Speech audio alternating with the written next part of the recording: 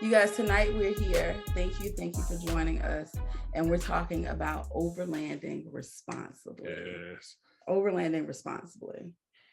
And we brought a special guest in, Devonte Jones, also AKQ. What is it? Do we have an off-road faux old runner? I don't whatever we want to do it, but on Instagram, my guy Devonte Jones goes by none other than the Naughty Runner.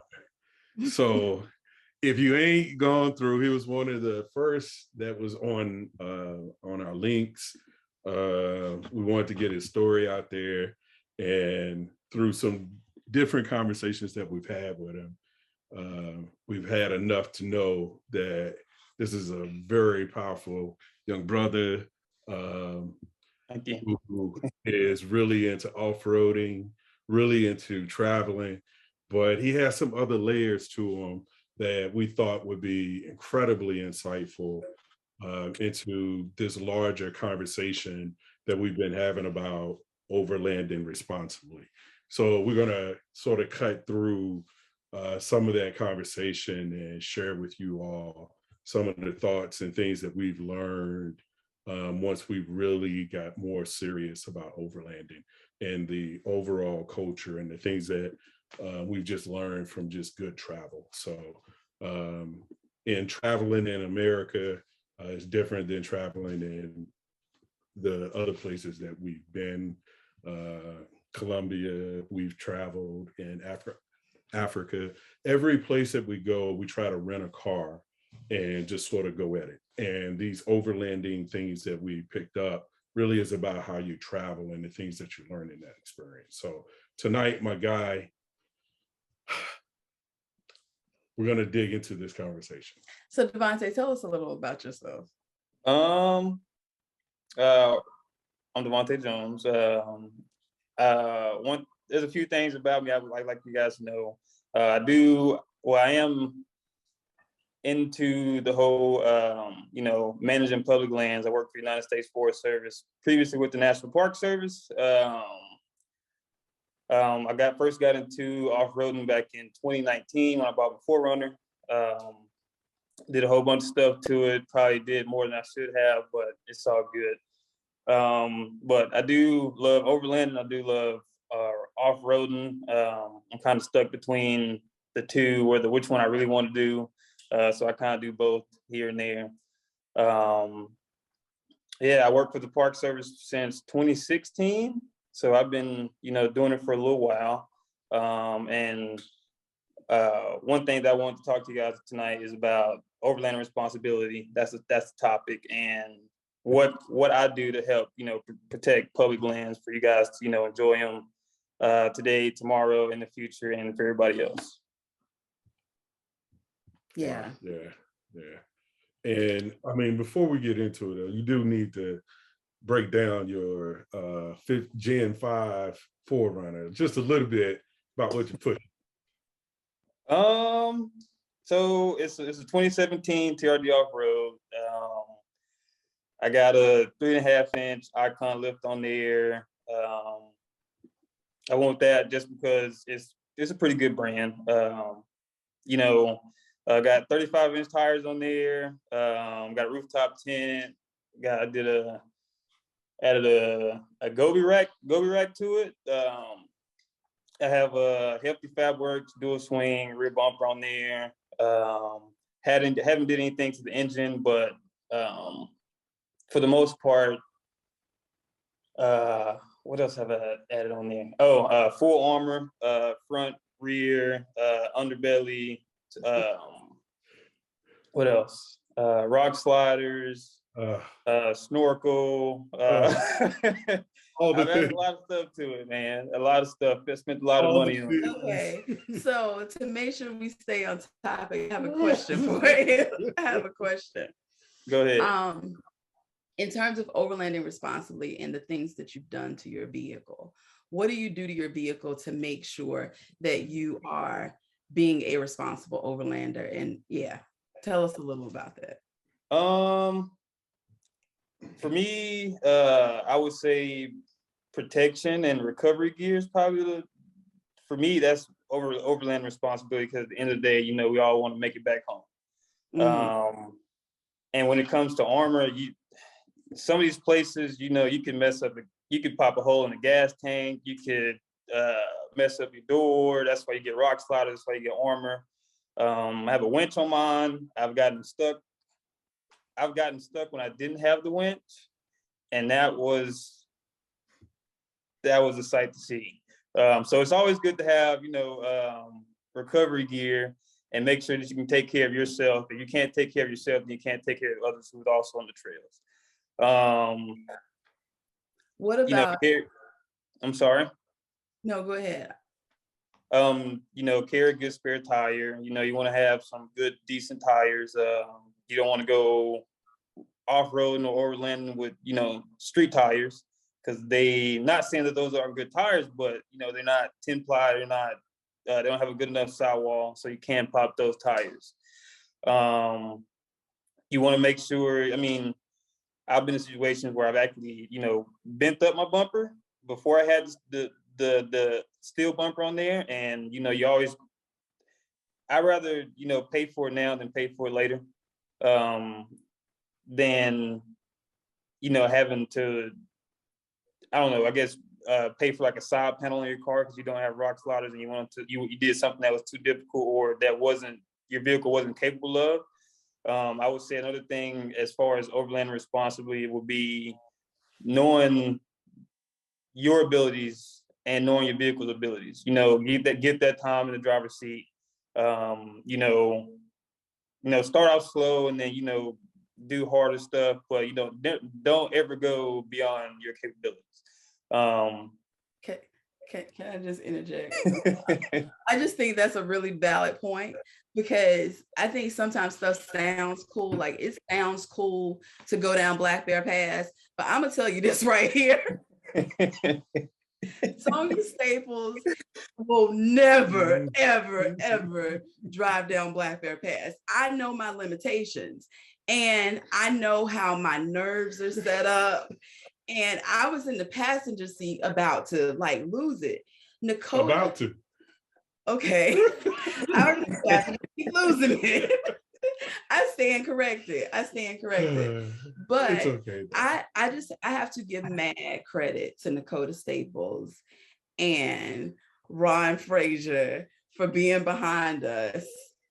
Ron had his kids behind us, but I'm telling you, people roll over Black Bear Pass every single day. Every day. To be an overlander, you do not have to do crazy stuff like that. That is not responsible. Someone has to come rescue you. If they come.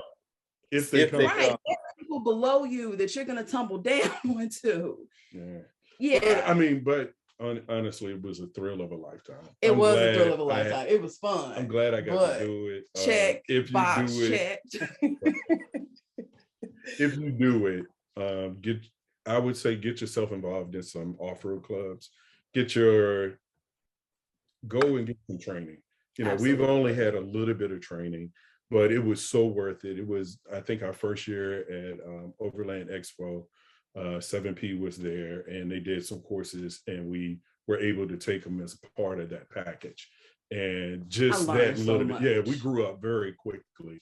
So we would always recommend getting some type of lessons, because part of being responsible, that from what we have learned in our travels, you can be pretty remote. And when you're that remote, there's nobody coming to get you, or by the time they come and get you, you have suffered a dear amount for whatever that might have been. Yeah. So, you know, you have to go ahead and get some training on it if you can. And I think in terms of, like, I guess the steps and the processes and all that stuff, plan and prepare, people. Yeah. Ain't nobody telling you to go and spend a ton on your vehicle, but if you don't have a winch, if you don't have a recovery gear, go to places where you can get out, where someone can get to you, you know, because Devonte is the person, he's one of those, he's gonna get called. So let's jump into that. So let's jump right into that, because, you know, we've gone out to some fairly beautiful places. in America. And I dare to say Utah is right now, from what we've seen, one of the most beautiful places on the planet. I mean, it's just beautiful. So but there are times when you are traveling in those places that you also recognize you can be very remote and out beyond communication levels unless you got a great radio, ham operator or something like that. But in those events, the people that would be first to get to you is this gentleman right here. So can you sort of share with us some tips and thoughts about what it means to travel in remote locations so that we can have those thoughts with us? I don't know how everybody who's been here, I don't know how much you guys have been out west. Out west is probably some of the most remote places in the country. Utah, Colorado, Arizona, New Mexico, California, Nevada. When you go to those places, you want to make sure that you got enough gas, food, recovery gear. Yeah, when you go to those places, you need to think about everything that you need. I'm the type of person, when I go to those places, I really over prepare. And that's kind of how I built my truck, is to be over prepared. I have a Pro Eagle jack, which is an off-road jack. It's pretty expensive. You could use a regular jack, but Pro Eagle is specifically made for off-road, high clearance vehicles. You never know when you got to change a spare tire. I know Alicia, she has a 4Runner as well, and I know you've seen the jack that comes with it. Once you lift up your vehicle and you get those big tires, and you're in sand, dirt, mud, grass, or whatever, that is not going to work. So that's specifically why I went with Pro Eagle. I have a power tank, which is it's a CO2 tank. You can go with like the ARB type of air compressors that you can let up your tires, air up your tires, air them down, whatever. I specifically went with power tank because you can air up your tires, you can run air lockers, you can run power tools. So I'm not out there all day using a wrench. I can actually have like a mini impact gun that I use to take off my tires and to fix up anything on the trail. You want to make sure that your vehicle is capable for the stuff that you want to do. Whether that's Black Bear Pass, if you're going to do Black Bear Pass, make sure you have a vehicle that's high clearance, low center of gravity, something that's not, when you're off camera, when you're on those, when you're in those weird angles that your vehicle's not gonna flip. And take your time when you're out here on these trips. Like Black Bear Pass, like you have to take your time. You have to be prepared. I typically don't go off-road, and I don't really go overlanding. If something technical like Black Bear Pass, I will not do it myself. I will always do with somebody. I'll always have somebody else with me. I'm always going to have, in case you get stuck, you want to have radio, you want to have food, you want to have water, you want to have extra gas. You can get stuck on Black Bear Pass or Imogene Pass during the summertime. And if you get stuck, it definitely drops down into below freezing. So, you want to have gas, you want to have food, you want to have water, anything that you can, as far as recovery gear, if you're going to go camping, make sure that you have everything that you need as far as in these remote places. Because a lot of times when I get the call, I'm not going to say it's never too late, but you're going to be out there for a while before I get the call, just because you're in those remote places. So it takes time for us to get there. Some of these places, it could take me three or 4 hours to get there just because it's so remote. You got these places that are, 3-4 million acres, and they're super remote. So in understanding that, one of the things I think is really important about when you do an overlanding trip and you're preparing, you have to really understand what your resources are and manage them. It helps if you got any kind of skills with, bushcraft, any kind of things like that can really help you. And I'm not saying you need to be an expert, but you do have to make sure that you have good gear. because you're going to have whatever you're going to have. And there is nothing like that. And we're not trying to, scare you all or make you think that it's anything complicated. But once you start getting into more remote travel, it does become a thing of managing your resources and knowing what your capabilities and limitations are within those resources. So, when you think about what Devonte is saying is how long you might be in a place before emergency help can get to you. These are the kind of things that you sort of need to just think about a little bit before you just jump out there. Now, don't get it wrong. If your camping skills are good, I think you're in a good place, but there are other ways to overland. You could overland if your pockets are deep enough and you want to stay in hotels, you can do it that way. But as you start to travel outside of the country, I think one of the more beautiful things is being able to see some of the natural beauty of the earth. And I think that's one of the things that overlanding gives you is access to that kind of stuff. So managing resources. Yeah. And, I know we were talking about managing resources, but you just said something, you're talking about managing, like seeing the natural beauty of the earth. And I think part of the natural beauty of the earth are the people. Right. The people of the earth. So like getting out and meeting people and understanding what people go through, I think that is like super important and a big aspect of overlanding, to really experience people and true story. Yeah, see how people live. Yeah, it's important. It's really what starts to humble you as you travel, to really start to see how other people live. And in many regards, you might spend enough time with them that you get a moment of reflection in how common so much of the things that everybody goes through is within the world. It's really surprising. Yeah. And, something that Devonte, Dakota, and we met and chatted some the other night, but we were talking about just being considerate of other people. Leave no trace.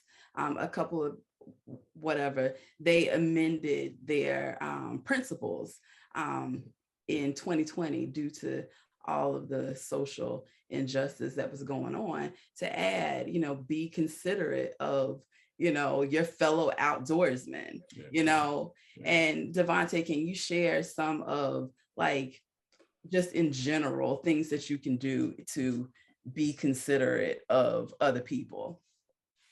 The one thing that I go by, and then what I see, what I have to tell people mostly when it comes to my job is to, pack in, pack out. No matter what it is, you might think that, throwing some bananas or oranges or whatever it is, trash that, that is biodegradable,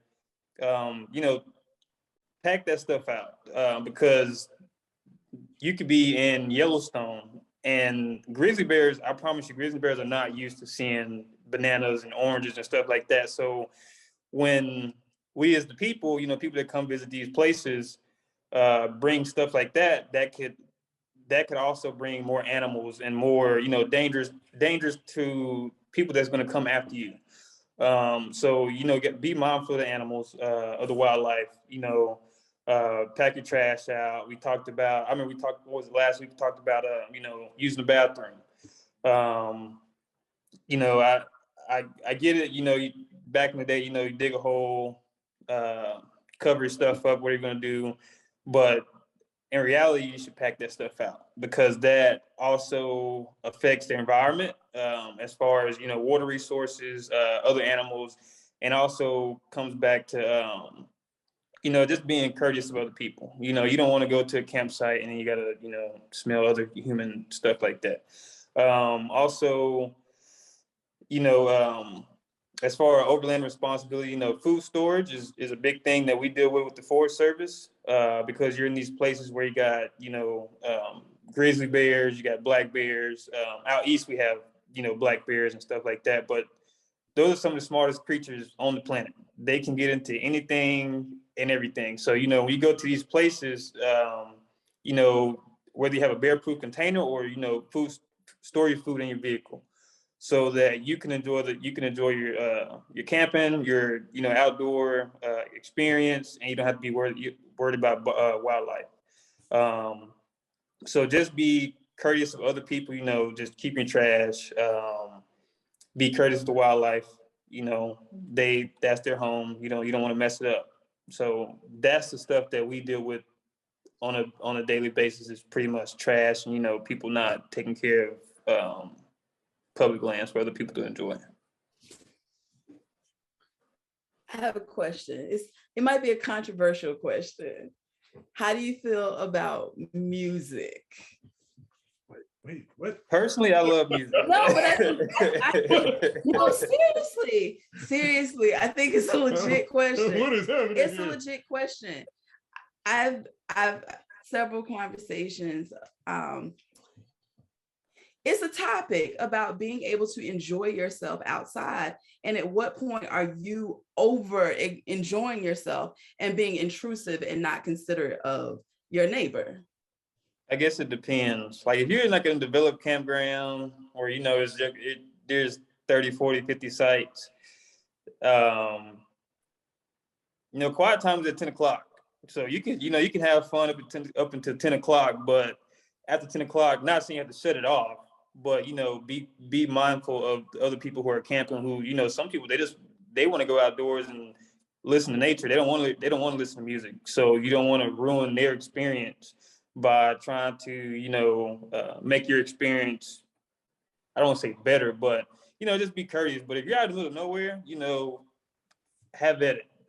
Don't just be out there having a full-blown Burning Man party out there or anything like that, but go ahead. Oh, you talked to us, baby.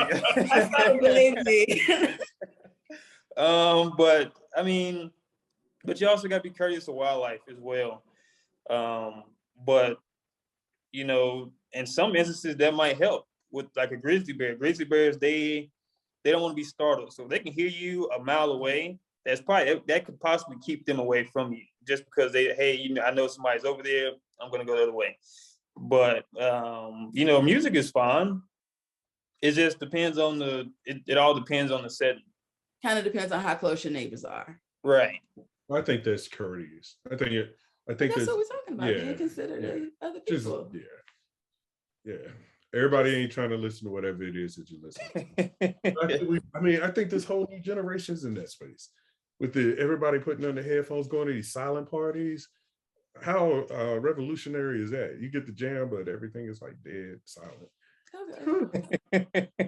I don't know how. Maybe I'm the only person that's ready to discuss as a topic on Instagram. Maybe I'm the only one. Dale, you seen it? You seen it as a topic? I'm still stuck at silent parties. Don't worry about it. I'll Google it later. It's this thing where everyone has on headphones and you could be listening to something else or you jamming to something else and somebody else. Yeah. Hey, look, I'll play some George Strait and some 90s R&B at a moderate tone, but we're usually not at a campground, so it is what it is. So, how about maybe as an idea, we can have a silent party at the gathering 2022. I'll pass on that. Party at the gathering 2022. We're gonna come no matter what, and it's not for the silent party. Exactly. I don't know, just an idea. Just an idea. You threw it out there. I'm sorry. I got us off topic. Right. We're trying to stay on task here, people. Okay. So we talked about being considerate of other people. Yes. We talked about planning and preparing. What else should we talk about? Right here.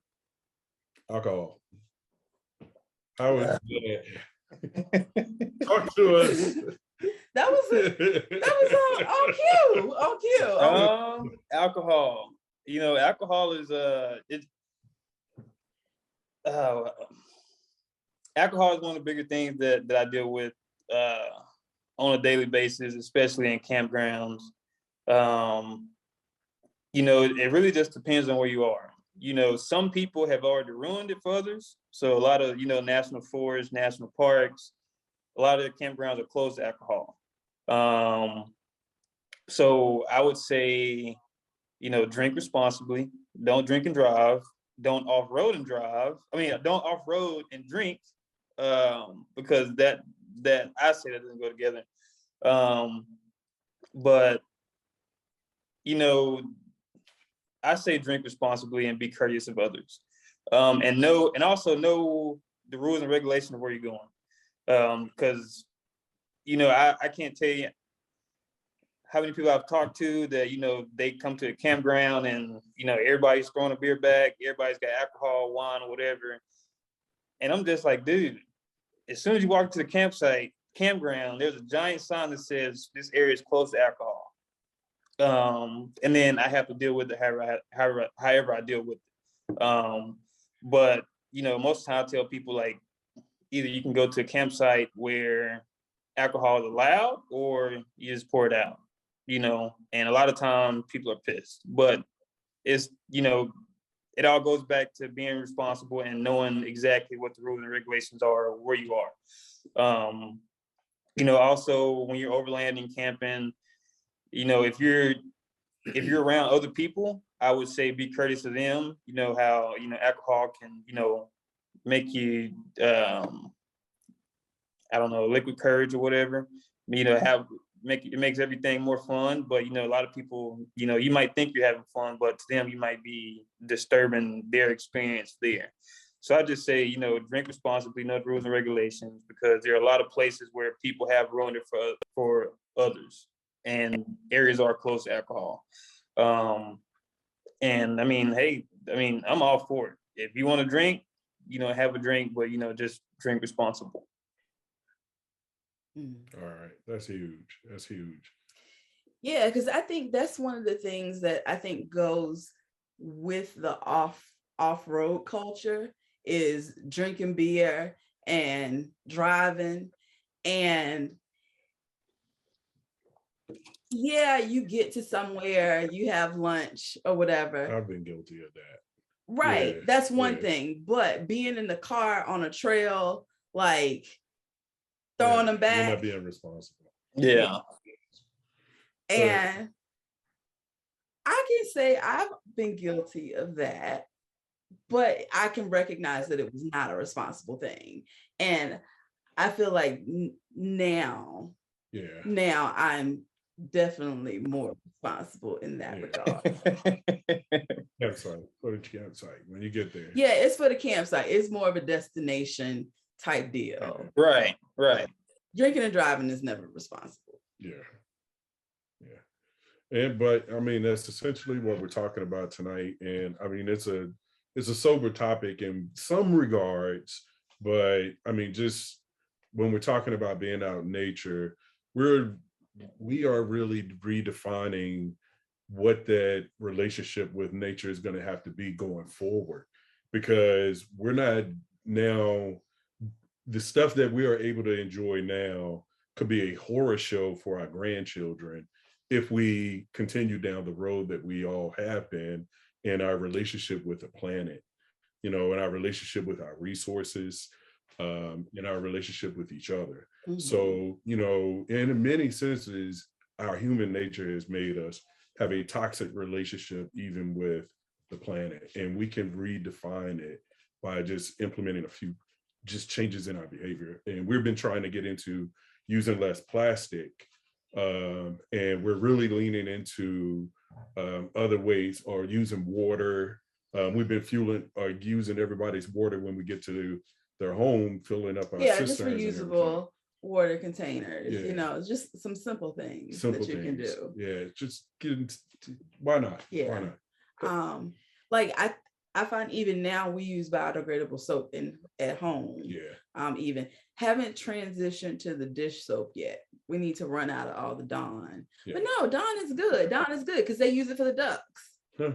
Dawn is good. Dawn is not bad. But let's, Devonte, share. We're fully digressed now. in terms of nature and, you know, kind of being at one with nature as overlanders, things that we can do, like using biodegradable products, staying on trail. Can you explore that a little? That's a pretty broad topic, but I think I can cover it. I say being one with nature, Or I you say, want a more specific question? no, I can answer it. I can Like answer the it. importance of like staying on trail, like not going I- off trail and doing some good one. like crazy off-road stuff. It's trails for a reason. right. There are trails my for a beer reason. stuff. And we say not we, but these places, you don't want to mess up the natural resources. Like places out in Colorado, Utah, out west, where it's a desert, you have this stuff called cryptobiotic soil that it takes for it to actually fully, be functional. It takes about 50 years for it to really get to where it needs to be, to actually hold in moisture. So, and a lot of these places are, it's a bunch of erosion. And, if you go off trail, if you don't stay on the trail, then you drive all over this cryptobiotic soil, you're messing up stuff that's been trying to, hold this area together and keep it in the best way possible for 50, hundreds of years. And that's why you go to a lot of national parks, a lot of national forests, and say, hey, stay on trail, whether it's off-road or hiking, stay on the trail, because you never know what you could be stepping on. And I say it because I'm guilty of it. When I first went to Colorado, I was stepping all over, because I didn't know what it was. And then when I actually got educated on it, I was like, oh man, like I'm actually destroying ecosystem here. And so that goes from, it doesn't have to be cryptobiotic. It can just be regular grass. It can be regular shrubs, trees, whatever it is. You don't want to destroy that because you want that. I kind of see it as I don't come to your house and mess up your house, so don't come to my house and don't come to mine and mess up mine, if that makes sense. We have questions. I legit have a question. So you telling me we go to these beautiful places that have these scenic overlooks, and okay, you pull your car over, you get off on the overlook, but we all walk down and see where, walk down in the grass, and because we want to take that picture, we want to pose and we want to take a selfie. So you telling me I shouldn't do that? No, that's fine. That's fine. I'm just saying, like, you never just be mindful of what's out there, because grass, people walk on grass all the time. People walk but like, if you don't know cryptobiotic soil is there, you will. It's just something to educate yourself on. Is like cryptobiotic soil out west, because out west is the desert, and so cryptobiotic soil is just a whole bunch of like microorganisms that grow, and this is what holds the moisture in out west.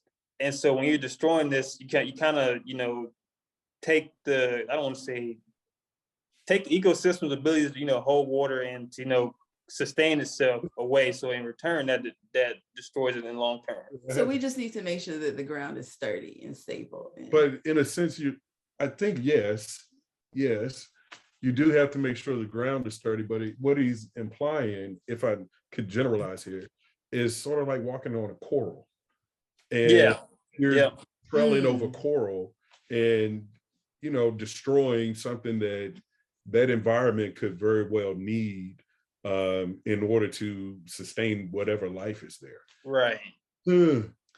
So I saw somebody had a question. Yeah, question. Cryptobiotic soil. So cryptobiotic term, because I ain't ever in my life now I got to heard go look it cryptobiotic soil. So cryptobiotic soil is kind of like the desert's way of holding in moisture. So you go to certain places and there are like tons of different types of microorganisms that work together as a team, and it takes them a while to get to their end goal. But once they get to the end goal, it creates like a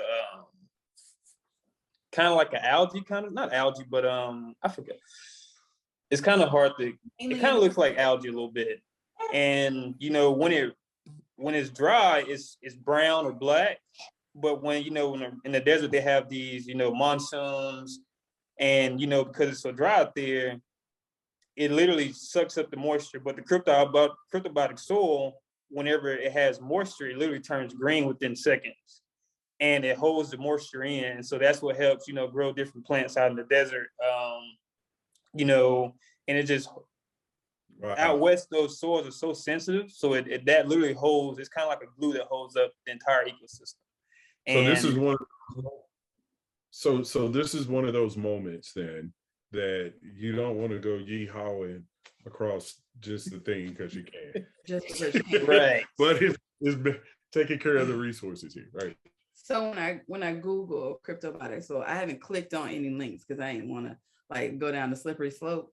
But one of the first links that comes up is a naturalparkservice.gov, and the like highlight says cryptobiotic soil crusts are an important part of arid and semi-arid ecosystems throughout the world, including those in Glen Canyon National Recreation and blah, blah, blah, blah. So we just need to know it's important and know where you are and tread lightly. Yeah. Well then. So next thing up. All right, we mind blown on that. But if I wasn't trying to do this on this side of it, I would just be sitting here with my mouth listening, mouth wide open, just listening. Cryptobiotics. But now we got to move on. We have to. And if anybody else has questions, feel free to put them in the chat. Yes. Yeah, as we go, as we discuss. All right. Next topic. Illegal off-highway vehicle use. What do you say, good sir? Illegal off-highway use. Can you explain a little bit? Can you elaborate a little bit more? I'm thinking of people that are using their trucks or their off-road vehicles in areas where they're not supposed to be. Okay. Oh, like driving in areas where off-roading isn't allowed. Yes. Like right. know where you are. Yeah. Okay. So I think we had talked about it before, like east versus west. You go out west, and if you go out west and you come out east, you're gonna be a little bit disappointed when it comes to off-road a little bit. Out west, you got Imogene Pass, Blackbird Pass, Yankee Boy Basin, all those places that people off-road when those are actually roads. They are roads that people have been driving on for a very long time. They're very rough roads, right? I'm sorry. Like the Rubicon Trail, it's a road. Right. It's a road that's been there for years, and people off-road because they, it's a road. But when you come out east, which is some of the stuff that I have issues with, is off-roading, because people think that, they go out west and they come out east and it's totally different types of Forest Service roads or, National Park Service roads. So people think that, I went to Black Bear Pass and I just, drove all over the place on this road that it goes in different directions. I'm gonna come out here and do the exact same thing. Well, no, you can't do that. Stay on the road. Just because you see a path that goes out into the woods, don't make it a road. So don't drive on it. And then that's stuff that I have to deal with, and I get caught for that. And then I have to deal with you because you're destroying the natural resources that are there. You go out west, it's totally different. So I would say, just because you got a Jeep, 4Runner, whatever, just because you can go over that berm, or you can go over that hill, whatever, just because you can do it, that don't mean you should do it. Because a lot of times I hear is, that's technically off-roading, because you're not on the trail. So be mindful where you are. If there's a road that doesn't look like a road, but you can drive on it, it's probably not a road that you should be driving on. And, leaning, yes, I agree with that. And I think it extends a little bit further, because it's also sort of like how you should manage campsites. You don't create new campsites. It's an extension of that, in many senses of the word. So if you don't see, a well-established campsite, then don't make one. Right. Incredibly irresponsible thing to do for any number of reasons. So that's been something I used to didn't think it was a big deal. But once you start getting into some of these environments, you start to recognize that, yes, it's a huge deal. So no new campsites, don't drive down roads that aren't already marked up as trails. I think it's kind of like it's just like being in the city. It's just like being in the city. It's like if it ain't a house there, if it ain't yours, don't try to go create something. But Aaron, you had your hand up. Can you? Yeah. Just quick question. Sorry, I'm trying to use this raise hand button here. It's pretty cool. So we're up in Seattle and up in the Northwest. And I know at all the ranger stations we have up around here, the Forest Service ranger stations, they have motor vehicle use maps you can get. Yeah. Are those usually generally available everywhere, or is that like something? I know there's a layer in Gaia that we use too, which is like U.S. Forest Service motor vehicle. So you can go, for the most part, you can go to those district offices, and depends on who you talk to. You could talk to a friendly ranger that might just give it to you, or you might have to purchase it for $20. Okay. But that is a good point. Talk about the motor vehicle use map, because you can use Avenza, Gaia, and a lot of times those will have roads on there. And I use Avenza and Gaia myself. But a lot of times you have those roads on there that are marked as roads, but they're not roads. So it's better to go straight to the source, go get a motor vehicle use map and know exactly where you can and where you can't go. Yeah, Gaia now has that as an overlay. Oh, that's cool. If you pay for Gaia Premium, you can get that as an overlay on all your maps. It's pretty rad. I just don't know how updated it is, but it's there. Yeah. Yeah. And so I'm gonna give a shameless plug. Check out the link in our bio. You can get a little discount on your Gaia. Hey, because Gaia, y'all, Gaia is sponsoring Staples and Tents. Gaia, like, it's really nice to meet people that you genuinely connect with. And that's how our relationship with Gaia was. We were on the Gaia podcast in last year, February of last year. And we stayed connected with Mary. And, Gaia is our mapping system, no matter where we go. That's kind of where we use. Even when I'm on hikes by myself, I'll turn my Gaia on, because sometimes, you just go and you're just going and you turn down somewhere and you're like, oh, where am I? Where am I? And I'm like, all else fails. Okay, I came from here. So I think that's like another really good thing. I think when we talk about overlanding responsibly, make sure you have the tools that you need to keep yourself safe. Have some type of mapping system, in addition to making sure you're using the roads, but also have like a way to make sure you can communicate. Yeah. Oh yeah. Huge. But I'm sorry, Aaron. I kind of. No, it's all good. That's all I had to say. So we're good. Alicia, did you have your hand up a second ago? No, I was just congratulating you. Hand claps for the Gaia. Oh, thank you. Yeah. Thank you. Thank you. Yeah. Yeah. So when we get ready to put these out, as we start our travels, that's going to be who we're using. And we hope that y'all enjoy some of the places that we visit. As we travel, we want to share those with you. So if you ever get a chance to get out there and you want to do it, that's going to be that moment. Yeah. We want to help you have it. Yeah. All right. What's up, Danielle? I don't want to beat to death Gaia, but if you're out west like me, I'm in Nevada. Forest fires. If you're coming out west to hang out, Gaia has a layer for forest fires. And I will tell you, we were upcharging to Northern California, and that layer on there made us detour a little bit east. So shout outs to Gaia. Even cell phone reception, I kind of tested that, especially in Utah. It's pretty spot on as far as the updates and stuff, but that's all I got to say about that. Cool. And what carrier are you using out west? Right now, we have a Sprint. Sprint, unfortunately, I've been a loyalist, but it's actually been solid since they merged, and I haven't had an issue.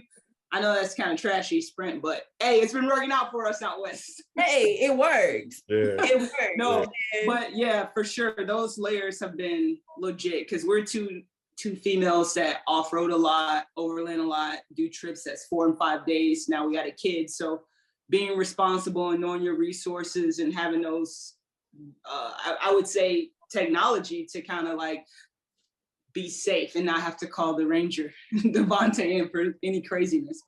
But yeah, shout out to Gaia for that. Yeah, the overlays are really small. We have T-Mobile and it's the same thing, basically Sprint. Yeah. And the overlays, especially the forest fire overlay, the cell phone coverage overlay, and there's a couple others, they update really quickly because they're like less than 5 megabyte files. So if you get like a tiny bar of service somewhere, just open up Gaia and turn on your data and just like download them real fast. Yeah. I even saw, it doesn't really affect us where we are, but people that have snow, they have a new avalanche overlay. Right. We don't know anything about that in Atlanta. But in addition, certainly we've also learned the value of using maps. There's a lost art to map reading, and now there's a generational divide because we are in the age of technology and we all have grown very comfortable with our phones. And it is shocking when you don't have the capability to use your phone. And, that is another layer of overlanding that you have to consider when you're going out there. What's the device that we're using when we go for like emergency? Like we have a Zoleo, but like the Garmin. Yeah. You can use any of those. Yeah. Highly recommend doing the homework into those type of products. Yeah. But you talked about maps. One of the things that we like to do, every state that we go to, we like to get a legit map because I don't know, like even with Gaia, sometimes I need to find myself and orient myself and see. And like, I don't know. I don't know if I'm just old school, but I think it's always nice to have a paper map because technology will fail you. Your batteries will die. Stuff will happen. And a compass. And yeah. Try to watch a video to learn how to at least figure it out. I did it when I was in the Air Force. So I'm sure I can reacquaint myself with this stuff. But in all seriousness, paper maps and a compass are some real serious things that you can take out there in the forest with you, or in your remote travels. But we also, I'm an old school person. I just like being able to draw the route that I took on something and being able to just look at it on a daily basis is something like an accomplishment, if you will, that I grew up with when I was a kid. So. That is kind of fun because we do both. We'll do our stuff in Gaia, but Nakota is great about it. And when he lost his map in Colombia, y'all, he was mad. I was so he crushed. was like legit mad. But we digress. We digress. We digress. Y'all know we'll go off on a tangent, right? Yeah. We'll go off on a tangent. So y'all gotta help remind us and pull us back in. The reason why I take a map with you. Exactly. Social engagement. So I think we've all kind of heard stories about not so great interactions with law enforcement in the woods, or just in general. Devonte, as a law enforcement officer, can you share with us your approach? Like if you get a call at a campsite, and how do you typically take it? Like me personally, there's a book right before I started law enforcement, was called Verbal Judo, and I read it from front to end. And it's a great book of how to get people to believe that they thought of something that you really want them to do. And so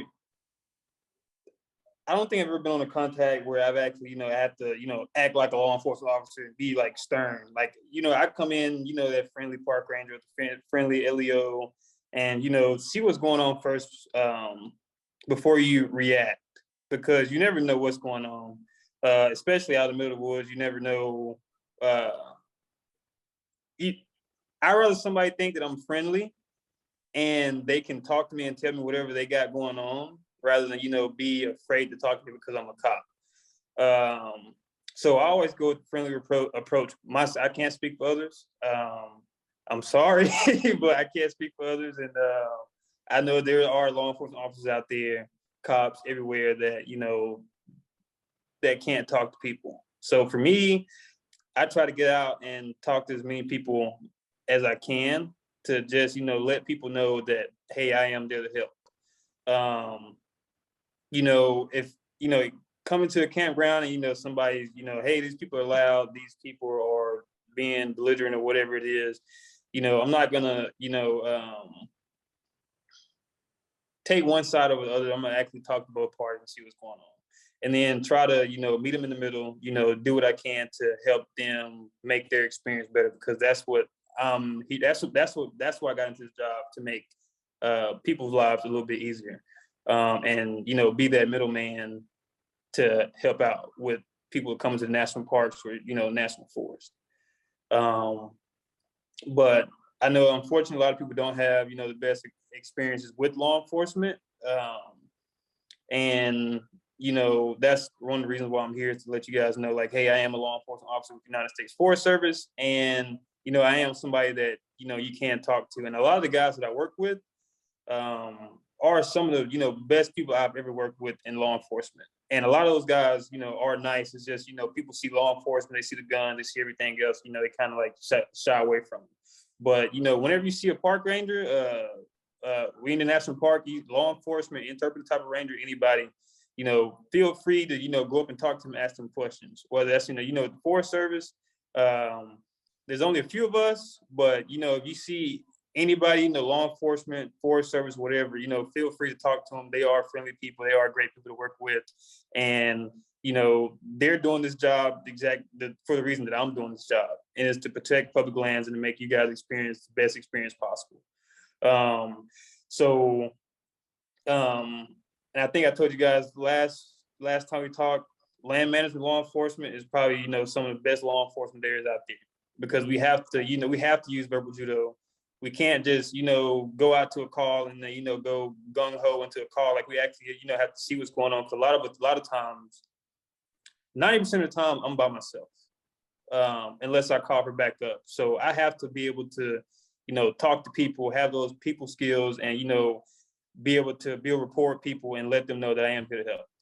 So it's a little bit different than, being like a city cop or a state trooper or whatever. But, land management, law enforcement, I would say most of those guys and girls have all the skills that you need to, go talk to them, see what's going on, let them know what's going on. Because a lot of times with National Park Service and Forest Service, you guys are the dispatch for us. So because a lot of places have no radio service, no cell phone service. So when we do see people, hey, we want to talk to you guys, and we want you guys to want to talk to us. So that's how we get out there and help people, is by, talking to you guys.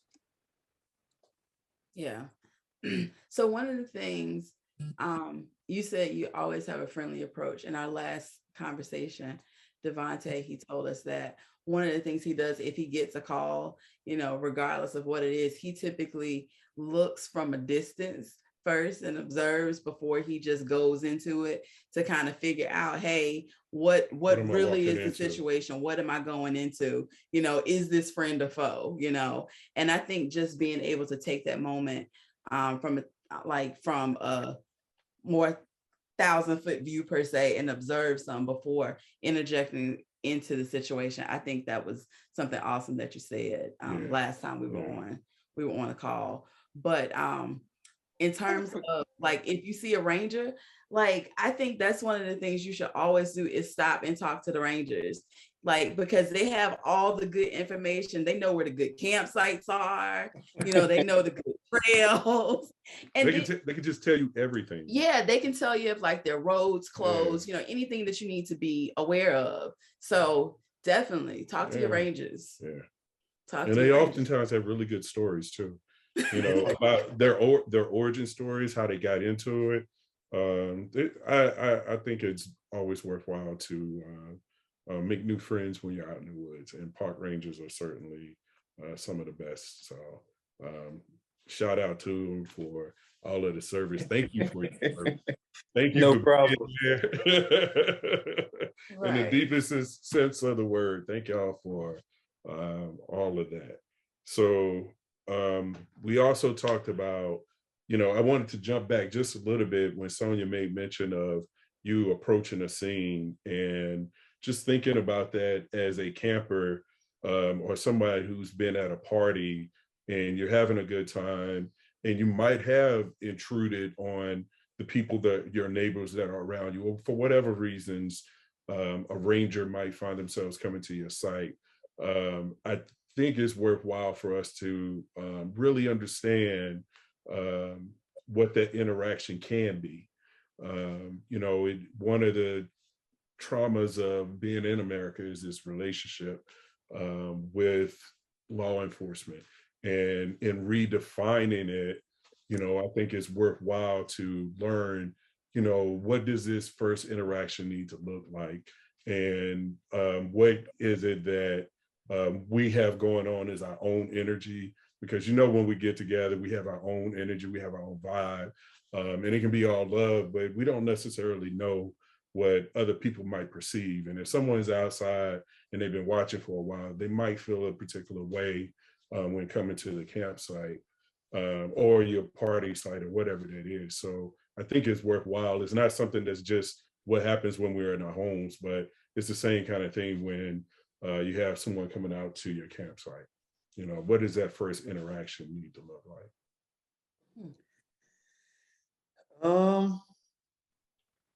First interaction. I say first impressions are very important to law enforcement.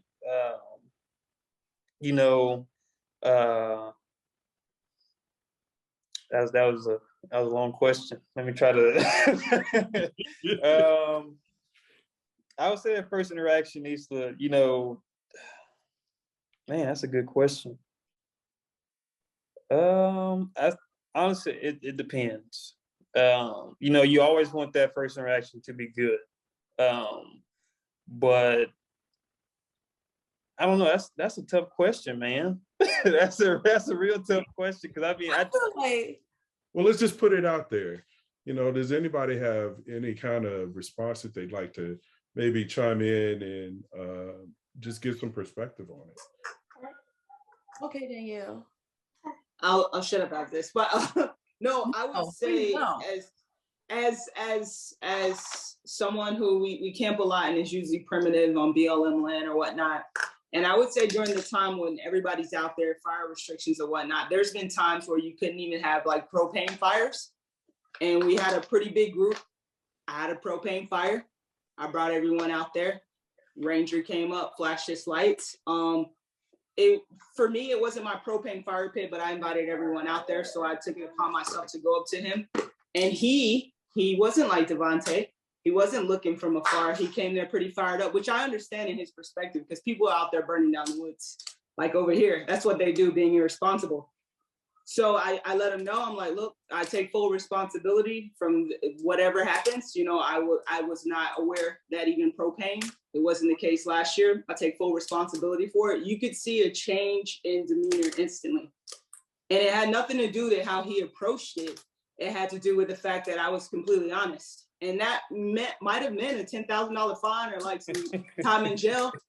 Point blank period. I think people appreciate you, even if you have that implicit bias, when they don't expect you to react that way. Because down the mountain, he had got curse words and everything else. And it wasn't from a person of color. So the person that he probably expected to act like that, I didn't. And you know what? He was like, I understand completely. He changed, I didn't change. And you know what? It worked out in our favor. You know what I mean? We put our lights on, turned the propane fire pit off. It is what it is. And it was ignorance on my part, but it was also a learning experience to prepare in that fashion. Rules may have changed in a matter of weeks over here. So yeah. Go ahead. And I don't think people realize how often people lie to cops. And, sometimes we get into that mindset and I've been guilty of it where it's just like, you already know they're gonna lie about it. And you know, it's not right, but we deal with so many people that lie to law enforcement every single day, almost every single contact. So that's one of the first things that I do is, you know, I'm not like that anymore, but I'm like, you know, whose fire is it? You know, just be honest with me, you know, like, you know, you just talk to people. And, you know, I know he's probably, he or she probably came to you fired up because there's no telling how many people have, you know, they've dealt with the exact same thing, exact same issue. And that person probably gave them problems. And then, you know, they're coming to the next situation like, I'm fired up, I'm ready for whatever. And I'm pretty sure you caught him off guard when you were just like, hey, look, my bad. It's all good. And he was just like, oh, you know, oh crap. Like, I probably shouldn't come to every contact fired up. You know, just, you know, and that just comes with time. You know, some people, they can be old, grumpy farts that have been doing this job for 20, 25 years and just like, I don't want to hear what you got to say. Like, you know, here's a ticket, here's whatever. But, you know, it also depends on the person. You know, and you never know what was going on that day. He could have had a bad day. He probably could have had a bad encounter, like you said, with the person down the road. But for me, I try to make every encounter, you know, as educational, as positive as possible. So go ahead. Yeah, I wanted to share that we lived that story that played out just like Danielle just said when we went out west. You remember we were coming into Nevada. And, oh yeah, we were speeding. Dakota was speeding, yeah. And I was like, we was jamming. We was in the car. We was in the zone. We was in a zone. But we had just passed the car. You know, got over and passed the car. And, you know, when you're passing the car, you obviously got to go faster than whatever you got to do the overtake. So I certainly was speeding for that area, and it pulled me over, and he came over to the car and he was like, do you know why I pulled you over, kind of thing. And I told him, I was just as honest as it was. And I had no ill will about it or nothing. It was like, I mean, that's what happened. And he was like, yeah. And he was like, I don't think you understand how much I appreciate you. We ended up not getting a ticket or anything. Yeah, he just was like, you know, you really need to stop speeding. And here's why. He did that whole educational thing. It was like, out here, you're in the middle of nowhere. If you hit one of these cows in this open range, we're going to have to lift you. Do you really want that? Right. He was telling us, I forgot where we just came from, but it was essentially some other distant town would have to airlift out of there to come get you, and then fly you back to some other place. It's like a 3-hour move, and it's like, it's horrible, and nobody wants to have that happen to them. So he's like, you know, this is why we want you to be mindful. Yeah. And I think to that point, you know, oftentimes we talk about overlanding responsibly on trails and being remote. When you're on these highways in the middle of nowhere, USA, you are remote. You are remote. Like, you pass a little town that might have, yeah, you're remote. You're remote. I don't care what nobody say, that if you ain't off-road, you ain't overlanding. Lies. Because this stuff out here is different. Yeah. Wherever you're from. I actually got some stories about, you know, overlanding responsibly on the highway. You know, when I worked at Grand Canyon has some of the biggest elk in the country. It also has some of the biggest bison in the country. If you go out to the north rim of Grand Canyon, bison, their eyes do not reflect any light. So, and they roam all over the road. You could be going down the road 60 miles an hour and you hit a 2,000-pound animal, you're done. So you got to be mindful of the wildlife. I've had a few friends that actually have totaled their vehicles hitting the elk. You know, a Chevy 1500 total front end is gone. Luckily, they didn't get too injured, but you know, be mindful of that type of stuff, because you want to make it to your destination, you want to make it back home. So, that's also one of the biggest things for me is overlanding responsibility. Yeah. Yeah. And I mean, that's another, be respectful of wildlife and yourself. And yourself. Not only do you not want to hit this elk, you don't want to hit this elk. You don't want You don't want to hit that elk. Like, I think Alicia had a question. Alicia, she did. I think I can't remember exactly what it was. I was just trying to remember what it was that you did for work, but then somebody answered it in the chat. But I did have a question going back to sort of the encounters that you had, and like Sonia mentioned, you might have already talked about this in a different chat, but talking about, I guess, like how maybe like a person of color or Black person might feel when the officer comes to, the camp. How do you feel as like a Black person maybe approaching like a white group, or like, do you have any concerns there? Good question. I'm not gonna say I have any concerns. It all comes down to verbal judo. And just not, I wouldn't even say verbal judo. It just comes down to talking to people and showing showing somebody that like, hey, I'm cool. And a lot of people, don't like cops. I don't know how you feel about Black cops. But as I've been all over the place. I'm from Lower Alabama. I've lived in Texas. I've lived in Arizona. I've lived in Colorado. I've been to California. I live in South Carolina. I've lived all over the place. And I just me being a person, like, I know how to talk to people. You can come to me with the nastiest attitude, and by the end of the day, we can be friends. More than likely, we're going to be friends. And that just comes with the job. So I've never ran into a situation where color has been an issue. Fortunately, I haven't ran into that issue, but I ran into the issue of the situation where law enforcement is the issue, and it's never been being called out of my name. It's just like, we don't want to talk to law enforcement, and that's when you have to break down those walls and build rapport with people. I've been in situations where I literally had to talk to people out of suicide. That's the type of stuff that I deal with all the time. Is suicidal subjects, mental subjects, all type of stuff. And just over the years, even though I've only been doing it for about 5 years now, just that experience allows me to be able to talk to people.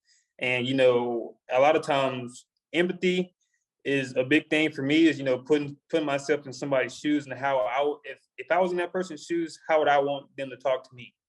And so that's one of the mindsets that I have every single day. Like I told you guys last time we talked, I'm a very friendly cop. I know when to turn the cop off. I know when to turn it on. But my biggest thing is, getting people to know that I'm there to help. I'm not there, I'm not there to write you a ticket. It does happen. Writing tickets does happen, but that's not my main reason to be there. My main reason to be there is, let you guys know I'm out here to, help you guys have the best experience. Education. I'm very big on education. I'm not really big on, hitting people where it hurts in their pockets. I'd rather you enjoy your time there. And whether you don't like me, I'm still going to try to make your experience there better. So whether you don't like law enforcement, whether you don't like somebody that's Black, whether you don't like a Black person that's a cop, at the end of the day, I have a job to do. And so I have to make your experience the best way. Just because you are having a bad day doesn't mean I have to have a bad day either. So I'm there to make sure that you're gonna have the best experience possible. I'm gonna try to. It doesn't always happen, but I'm gonna try. And I just do the best that I can. And at the end of the day, whether it's, you know, being a black cop out of the middle of nowhere, coming up on a group of, you know, somebody who's a different race, whatever, that's not something that I think about all the time. I'm just there to do my job. I try to, you know, take the whole color aspect out of because that's something that I think, you know, is a big wall divide these days. So I'm here to, you know, make your experience the best way possible. So I don't try to do any of that. I try not to deal with any of it, but you know, it might come up in the future. It might not. I don't know. Yeah, I think what you said is important. At the end of the day, you are on the scene for a reason, and you have a job to do. If everything was copacetic, then you wouldn't be there, you know, and you're just trying to do your job, whether it's putting the fire out, you know, turning the music down, you know, whatever it is, you're just there to do a job. And I think as outdoorsmen, as overlanders, as campers, what we have to do is make sure that we do our job and do everything that we can so that Devonte don't have to get called, you know, so that to do the things that we know to do, you know, stay on the trail, don't be speeding down the way, you know, don't be drinking and driving. Do the stuff. Clean up at your campsite. Like, leave it better than you found it. You know, if you can pick up something that somebody else left, beer cap, whatever it is, just leave it better than you found it. That's been our philosophy every time we've gone out. And, you know, I've been happy that the groups that we've gone out, they have the same kind of philosophy. So leave no traces real, look into it. Be friendly to everyone that you meet. We are Americans and we are diverse in every part of our being. And it's important to acknowledge it. And no matter what your beliefs are, those are yours. Live within that, but give everybody the peace that you would want for yourself and where you are in your life. Yeah. Be considerate of others. Be considerate of others. That same. That kindergarten. It's kindergarten. Help if you can. Help if you can. If you see somebody struggling, at least ask. It's worth it. You know, be kind and recognize that no one knows your story or why you're there. So, you know, and you never know why somebody else is there. And you want to be someone's last rope that they're holding on to, but you don't want to be the straw that broke the camel's back or cause them to be something else that, you know, takes them down the wrong path. So make a friend. Make a friend. Yeah. And regardless of who that person is, what they look like, make that friend. Because you never know. Like the tread lightly, theirs is respect the rights of others. I think leave no trace says be considerate of others, and tread lightly says respect the rights of others. I don't remember which recreate responsibly, but they all say the same stuff. Be a good human. Be a good human. You know, just be a good human. That's at the end of the day, that's what it's all about. You don't want nobody, you know, pooping on your front lawn when your neighbor, when your neighbor's dog poops on your front lawn. You don't like that stuff. Yeah, tagging, you know, tagging's a real thing. It's the same thing in the cities. You know, people feel inclined that they want to leave their print, but you know, some of this stuff needs to be seen the way that it is forever, and you messing with forever is not being a good human. It's like, don't do that. So, you know, when you get out, there's no, we a long time ago stopped carving our name and stuff, just because it's like, even, you know, we don't have to tag to say that we've been here, and we're going to figure out some other ways to do that. You know, you have the memory. Yeah, the memory. Take the photo. Take pictures. Take picture. You know. Yeah. All right, so we've gotten to the end of this. Anyone have any questions? Yeah, are there any Anything to questions say? out there? Any thoughts that y'all want to have about, what this looks like now that we know a little bit more about law enforcement and the forest, Forest Service, sorry. Forest Service. Any questions? Nobody. So I have a question for y'all. So we have an idea of a topic for next month. Is there anything that you think we should talk about? We talked about camping and overlanding while Black. We talked about what is overlanding and how do you get into it. Tonight we're talking about overlanding responsibly. Some other topics we could talk about are vehicle bills. Yes. Why did you choose the vehicle that you started with? Yeah. That'd be a good one. Like overlanding. What do you really need? Like equipment and gear. We could talk about that. Yeah. So leave a comment on what? We have Aaron. We get asked all the time about where we find our campsites. People see like on our Instagram, all these magical places where we stay. I think that would be a really good one, is like resources to how to find campsites and how to find campsites responsibly too. There's a lot of tools out there, and there's a lot of like, crowdsourced stuff, and being able to like sift through the chaff of that and see what is actually legit and what isn't would be a really cool topic. Yeah. That is a good topic. Can you jot down my pen failed? Thank you, baby. I got you. Go ahead. All right. Okay, speaking of overlanding responsibly, just because Aaron mentioned it, geotagging.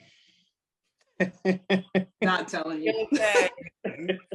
What do you guys think? That's a controversial subject. Like, for real, it's legit controversial, because some people say you're like barring people out of outdoors, like you're creating a fence, when really I think you tag to a certain point, but sometimes you just got to work real hard to get to that beautiful space. Like, everybody can't know all the secrets. What y'all think? If you're that passionate, and I know you won't poop on the land, you'll find it yourself. I think the passion of finding those places and respecting those places is the beauty of putting that hard work and grit to get on Google Maps, Sky, and all those places to find how you camp on the edge of the Grand Canyon without going to the park. That's BLM land, you know what I'm saying? So I know that you have that respect. So if you want to come, I'll come and I'll educate you along. However, I ain't giving you the geotags. I completely agree. I mean, we used to, my wife and I, we always have this conversation, because it's like nature gatekeeping in a way, and what gives us the right to, decide where you can go and where you can't. And so I think, but then at the same time, like, stay the hell away from our magical spots, because you're going to wreck them. So we kind of decided we're going to, we'll tag the national forest that we're in, and then you can do your own work to figure it out from there if you're really passionate, or DM us and ask us, and maybe we'll tell you if you're nice about it. You're better than me, because I like to geotag Wakanda and leave it at that. Yeah. All right. So maybe we'll have to get into that a little bit more. I like that. Yeah. Because, like, it's real funny, because people, they want you to tell them where your campsites are. And it's like, I went and I got there and there was nobody there. It was dope. It was dope. And I wanted to be just as dope next time when I go.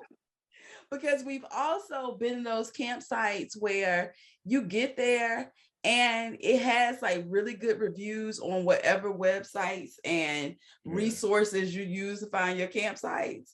And because everybody found out about it, you get there and it's trash. It's trash. And nobody wants that. I don't feel like, even though, Dakota, we do our part. We pick up a bottle or two here and there. We don't leave trash. But I don't want to pick up trash when I get to a campsite. I want to go and enjoy the space. I want to go and set my setup up and like go. Yeah. I feel it. You look. I know you had something to say on that. I know you did. Yeah. When we started talking about geotagging, before I went off on my tangent. I've been, on both ends of both sides of the fence, because you want somebody to know exactly where you are. You want somebody to know that you've been there. But like you guys said, when you see that campsite that you want to go to, you've been there or whatever, and your next time you come there and it's all trash and it looks nothing how you thought it, how it used to look, and it's because of geotagging. That's when I'm just like, okay, no more geotagging. And it took me a while to learn that, because when I first got on Instagram, I was like, oh, let everybody know I'm here, I'm out here, whatever. But now I'm just like, like you said, post Wakanda, or either tag just national forest or just no tag at all. Or find it. Right. Find it. I think another good thing about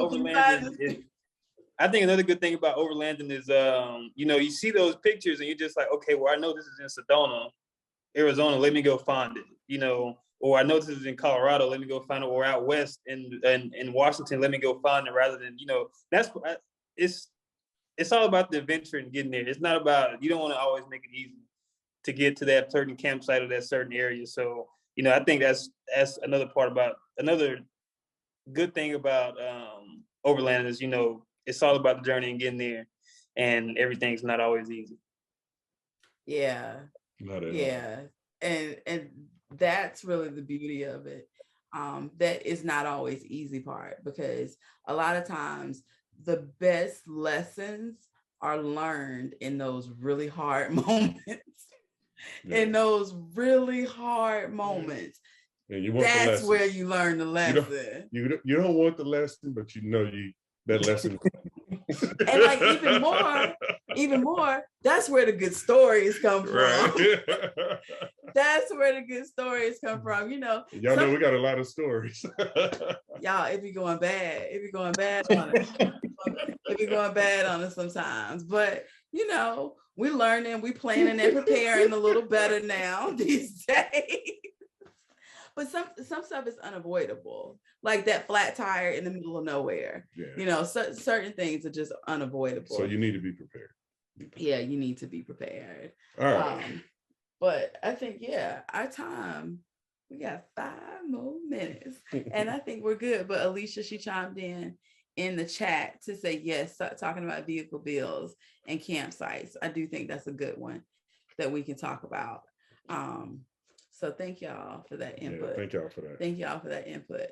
But we appreciate you guys chiming in with us tonight. We appreciate you guys hanging in. I hope you enjoyed some of the conversation. I know I did. Yeah. And it was nice to meet everyone. Nice to see Danielle Ayers. If you guys haven't gotten your Black People Off-Road patches, go to staplesandtents.com/shop. Your Black People Off-Road patches, your Staples and Tents patches. Danielle Ayers did those patches for us. She did an amazing job. Thank you. Yeah, we were at Overland West, and Danielle and Sheer, they came out to see us see me with the baby. And I was like, wait a second, this patch is nice. Who made your patches? Because I need some. She was like, I did that. Good job. So if you got our patch, now you know our source. We cannot keep her in. Yeah. And it's try to stay low key. Right. It's good to see Aaron on. Thank you. Two Dusty Travelers. Follow them on Instagram. Great couple. Please give your wife, I love her, all of the good COVID tips and nursing tips. She is on it. She tells all the truth. What's my sound? Turn the sound on. I'm also working, so I'm listening, but I was like, I don't want to be on the screen. Yeah. And Alicia is Liberating Leash on Instagram. She is super dope, awesome overlander. And she did, what did you do, 6 weeks last summer? She's laughing, but she's about to embark on a 6-month journey. Yeah. So Yeah, she's getting ready for it, y'all. So you guys follow Alicia. Make sure you're following Alicia. So as she goes through her travels, her community has extended. Because I know a couple times, you know, she'll post on Instagram, like if she's in trouble, if she needs some help, if she's going through some things, she posts and she shares her stories. So I think just follow her, and so to give her some support as she goes through her journey. Khadijah White. Khadijah is, Danielle is one of our Patreons. Thank you, Danielle. I forgot about that. Thank you, Danielle. Become a Patreon. Khadijah is another one of our Patreons. We actually just saw Khadijah earlier today. Yeah. And she has an amazing business where she makes beautiful soaps and all biodegradable, beautiful stuff. How to make your campsite right with nature. You can start with her soap. Yes. Yeah. And I'm gonna make some assumptions here, Devonte. Marie is your girlfriend. She is my girlfriend. Okay.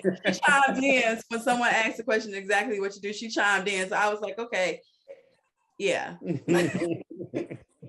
And it's a couple people that I don't know, so I'm gonna stop there. But the people that I knew, the people who are out here supporting us, I just wanted to give you guys a shout out and say thank you. And thank you to everyone that joined in tonight in this conversation.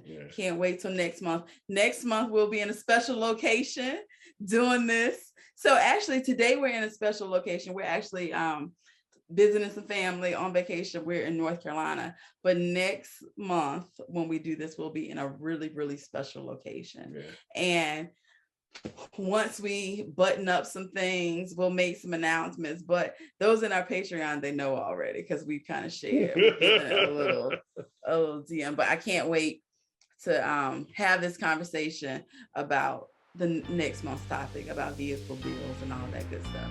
So thank you, Mr. Jones, for coming on tonight. Thank y'all. Thank y'all. Yeah, thank you for sharing. Thank y'all for participating. Yes. That's all. Good night. Good night. Thank you, guys. That was Have awesome. a good one.